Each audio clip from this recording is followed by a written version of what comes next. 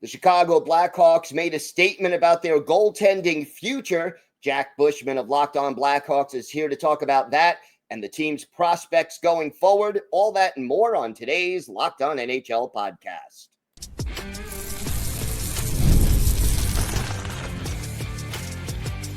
You're Locked On NHL, your daily podcast on the National Hockey League. Part of the Locked On Podcast Network, your team every day.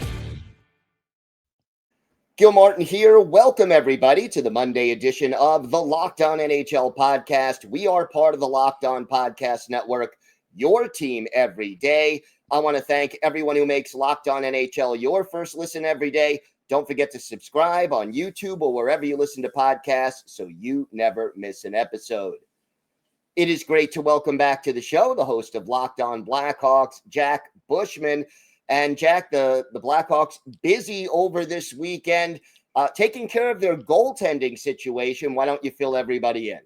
Yeah, Spencer Knight, 3-year deal. Breaking news here this morning, $5.83 million cap hit. I was a little bit surprised, though, Gil, that the two sides reached an agreement so soon, just because Knight still has one more year left on his current deal. That's got a $4.5 million AAV. But the reason I was surprised is because while Knight is obviously one of the most promising goalie prospects, young goaltenders in all of the NHL, he's been around for 5 years, 95 games. You got a good confidence and a good feeling about where he's heading towards, but he's still a little bit unproven as like a true number one goaltender, right? Because during most of his tenure with the Florida Panthers, he was serving as Sergei Bobrovsky's backup and also, playing behind one of the best, if not the best teams, over the last decade as well.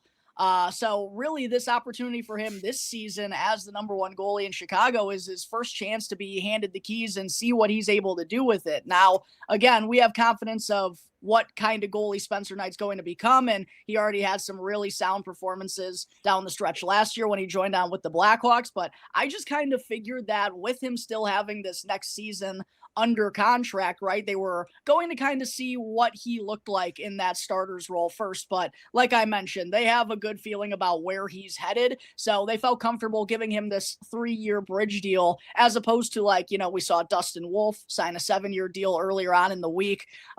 Lucas Dostal for the Anaheim Ducks signed a 6-year deal earlier on in the summer. I thought that possibly could have been what Knight was trending towards, potentially getting had the Blackhawks waited till the middle of the season or possibly next summer. But it's a very comfortable, team-friendly deal for Knight right here, right now. And he's going to be given all the chances to be their number one goalie. And I believe he's going to be that guy for them moving forward. So to have him sign now until the summer of 2030 at $5.83 million, with the way the salary cap is rising, it's another good piece of good money spent by Kyle Davidson for sure. And how confident are you that he is going to be the guy for the next few years? Yeah, and that's what he was brought in to do, right? I feel very comfortable that Spencer Knight is going to kind of ascend along with this Blackhawks group as a team. They're going to kind of get that opportunity to start taking steps together. And like I mentioned, at the end of last year, with the Blackhawks having so many young defensemen in the lineup and being a bad team once again, Spencer Knight was kind of hung out to dry and definitely was facing a lot more rubber than he was used to seeing with his time with the Panthers, right? But I thought he handled that really well and had a couple of super impressive performances, including stopping 41 of 42 shots in his team debut against the Los Angeles Kings. So I'm very confident that he's going to be their guy long term. It's just about him, again, showing that a little bit more because he really just hasn't been given that opportunity up to this point in time. But definitely excited to see how he and this, Blackhawks young core are going to start growing together these next few years. Talk to me about the offseason. I mean, Andre Burakovsky, Sam Lafferty, two of the bigger additions. But how do you feel about how the front office handled this offseason? Yeah, not a ton of noteworthy moves made by GM Kyle Davidson and the Hawks front office, but that was done with intention just because so many of the high draft selections that this team has made in recent years, finally, these guys are starting to step on the scene. And you want to give those guys the opportunities. You don't want to clog up too many spots. And then there's also just a lot of guys returning who are on expiring contracts at the end of this season. So there really wasn't like a ton of room or a ton of moves to be made in general with this Blackhawks roster.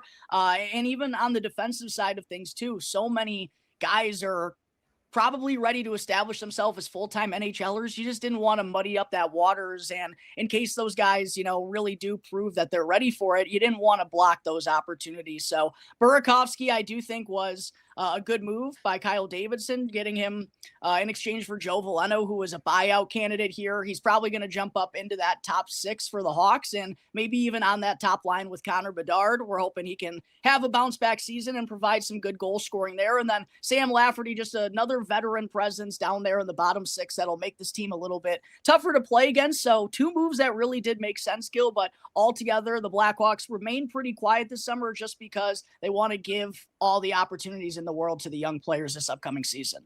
All right, so this is where this team is focused.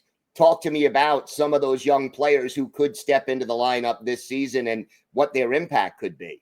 Yeah, the fun part, Gil, is we already saw some of them down the stretch last year, whether it was, Sam Rinzel or Oliver Moore, both former first-round picks for Chicago. After their sophomore years with the Minnesota Golden Gophers in college hockey, they each played 9 games with the Blackhawks at the end of last year.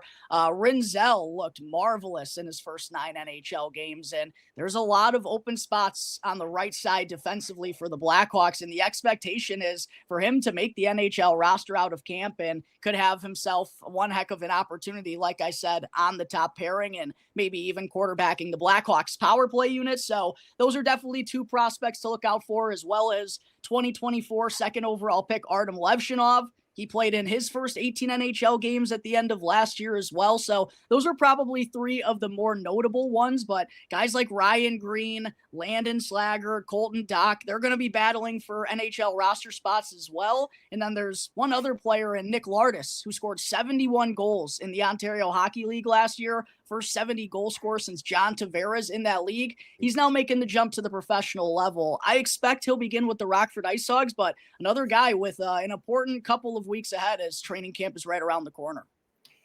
What are you looking at most in training camp as far as what would be the positive sign you need to see for this team to take that next step forward? I think it is just really the young guys making the most of the opportunity that's being presented in front of them and running with it and proving to this Hawks coaching staff that they're ready to take that next step. They're ready to, be a focal point of this team.